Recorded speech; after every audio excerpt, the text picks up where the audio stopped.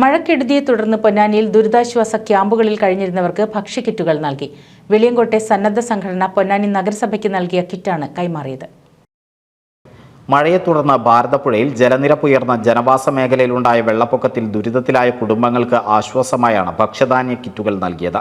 വെളിയങ്കോട് ആസ്ഥാനമായി പ്രവർത്തിക്കുന്ന സന്നദ്ധ സംഘടന നഗരസഭയ്ക്ക് നൽകിയ കിറ്റ് നഗരസഭാധികൃതർ ദുരിതബാധിതർക്ക് കൈമാറി.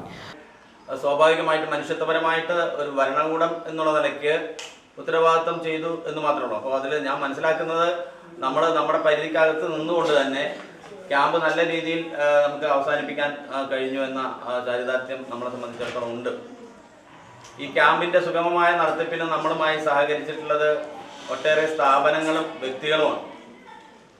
ഒരുപക്ഷെ പല സ്ഥാപനങ്ങളോടും പല കൂട്ടായ്മകളോടും ക്യാമ്പിൻ്റെ സുഗമമായിട്ടുള്ള നടത്തിപ്പിന് വേണ്ടി ക്യാമ്പിൽ അന്തേവാസികളായി എത്തിയിട്ടുള്ള നമ്മുടെ പാവപ്പെട്ട ആളുകൾക്ക് വേണ്ടി എന്തെങ്കിലുമൊക്കെ ചെയ്യാൻ കഴിയുമോ എന്ന് നമ്മൾ അന്വേഷിച്ചപ്പോൾ തങ്ങളെ കൊണ്ട് ചെയ്യാവുന്ന കാര്യങ്ങൾ ചെയ്യാൻ ഞങ്ങൾ ഒരുക്കമാണെന്ന് പറഞ്ഞ് അവർ പല തരത്തിലാണ് നമ്മളോട് ചേർന്നത്. ഇതുപോലെ പലവ്യഞ്ജനങ്ങൾ തന്നവരുണ്ട്, ആവശ്യമായിട്ടുള്ള ഡ്രസ് മെറ്റീരിയൽസ് തന്ന ആളുകളുണ്ട്, അതുപോലെ തന്നെ അനുബന്ധമായിട്ടുള്ള ഭക്ഷ്യവസ്തുക്കൾ ഉൾപ്പെടെയുള്ള കാര്യങ്ങളിൽ നമ്മൾ സപ്പോർട്ടീവായിട്ട് ഒട്ടേറെ സാമൂഹ്യ സംഘടനകളും പ്രവർത്തകരും സ്ഥാപനങ്ങളും മുന്നോട്ട് വന്നിട്ടുണ്ട്. അവരോടുള്ള നന്ദിയാണ് യഥാർത്ഥത്തിൽ നമ്മുടെ മനസ്സ് നിറയ്ക്കുന്നത്.